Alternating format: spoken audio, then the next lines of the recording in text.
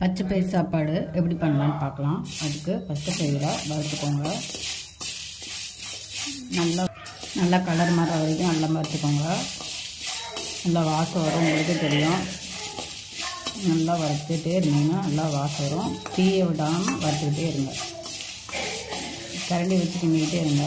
அப்போ தான் ஈவனாக நல்லா வறுபடும். இன்னும் ஒரு இடத்துல மட்டும் கருகிடும். நல்லா வறுத்துக்கிட்டே இருங்க. கிண்டிக்கிட்டே இருங்க. அப்போ தான் ஈவனாக நல்லா வறுபடும். இன்னும் ஒரு இடத்துல மட்டும் கருகிடும். நல்லா வறுத்துக்கிட்டே இருங்க. பச்சை பயிறு ஆறினதுக்கப்புறம் ஒரு பல்ஸு விட்டு அரைச்சிக்கோங்க. வாங்க பச்சை பயிர் சாப்பாடு எப்படி பண்ணலான்னு பார்க்கலாம். எண்ணெய் தேவையான அளவு ஊற்றிக்கோங்க. நான் 4 டேபிள் ஸ்பூன் யூஸ் பண்ணுறேன்.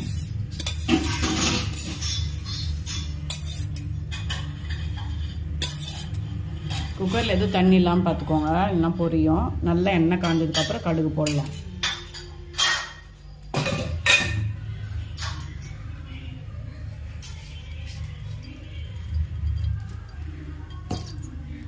எண்ணெய் காயத்துக்குள்ளே நம்ம என்னென்ன தேவையான பொருள்னு பார்க்கலாம். சின்ன வெங்காயம், பூண்டு, கருவேப்பிலை, தக்காளி எல்லாம் ரெடியாக எடுத்து வச்சுக்கோங்க. நல்லா எண்ணெய் காஞ்சதுக்கப்புறம் நம்ம கடுகு, உளுத்தம்பருப்பு, கடலைப்பருப்பு போட போகிறோம். நல்லா எண்ணெய் காஞ்சிடுச்சு. நம்ம இப்போ கடலைப்பருப்பு, உளுத்தம்பருப்பு, கடுகு எல்லாம் போட்டுக்கலாம்.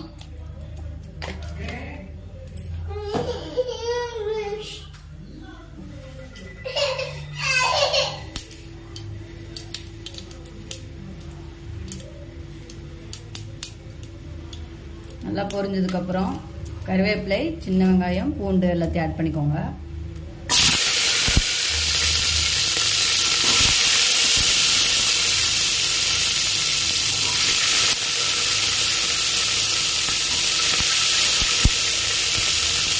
நல்லா வணக்கி விடுங்க.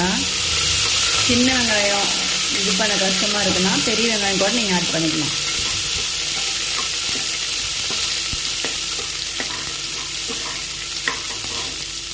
நல்லா வணங்கட்டும்.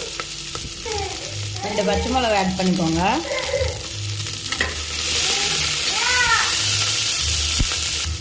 வெங்காயம் நல்லா வணங்குதோ நம்ம தக்காளி ஆட் பண்ணிக்கலாம். 3 தக்காளி போட்டுருக்கேன் நான். நல்லா வணங்கட்டும். லைட்டாக கல்லுப்பு சேர்த்துக்கலாம். கல்லுப்பு லைட்டாக ஆட் பண்ணிக்கலாம். தக்காளி நல்லா வணங்கட்டும். நம்ம அரிசி போட்டுக்கலாம். ஓகேவா? அரிசி போட்டுக்கோங்க நல்லா கழுவிட்டு. அதுக்கப்புறம் நம்ம பச்சை பயிர் வறுத்து பொடி பண்ணி வச்சுருக்கோம்ல, அதையும் இதுலேயே ஆட் பண்ணிக்கோங்க.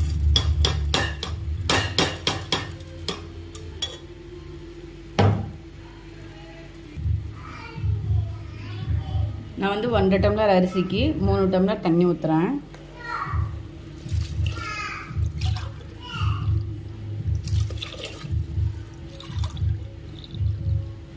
3 டம்ளர் தண்ணி. அப்புறம் பச்சை பயிர் ஆட் பண்ணியிருக்கேன். அதுக்கு 1/2 டம்ளர் பச்சை பயிர் போட்டிருக்கேன்.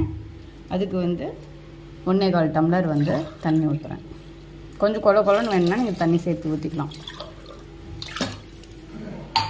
இல்லை கெட்டியாக வேணும் அப்படின்னா நீங்கள் தண்ணி கம்மியாக ஊற்றிக்கோங்க. உப்பு ஆட் பண்ணிவிட்டு டேஸ்ட் கரெக்டாக இருந்ததும் நீங்கள் குக்கர் மூடி போட்டு 3-4 விசில் விட்டுருங்க.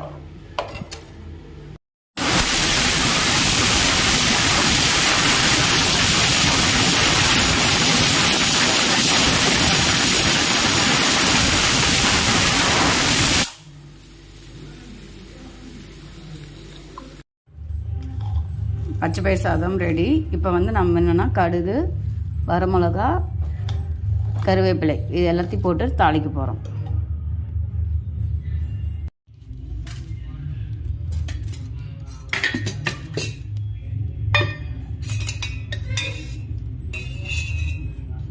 எண்ணெய் ஊற்றிக்கோங்க. எண்ணெய் நல்லா காஞ்சதும் நம்ம கடுகு, உளுத்தம்பருப்பு, கடலைப்பருப்பு போட்டுக்கலாம்.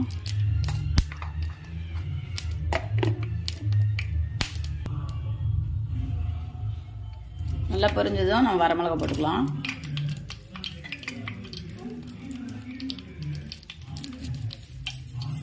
வரமிளகா போட்டு கருவேப்பிலை போட்டுக்கலாம்.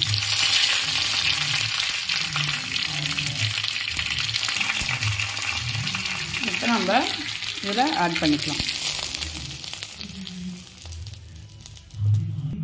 இப்போ நல்லா கிண்டி விட்டுக்கோங்க. நம்மளுக்கு பச்சை பயிர் சாதம் ரெடி.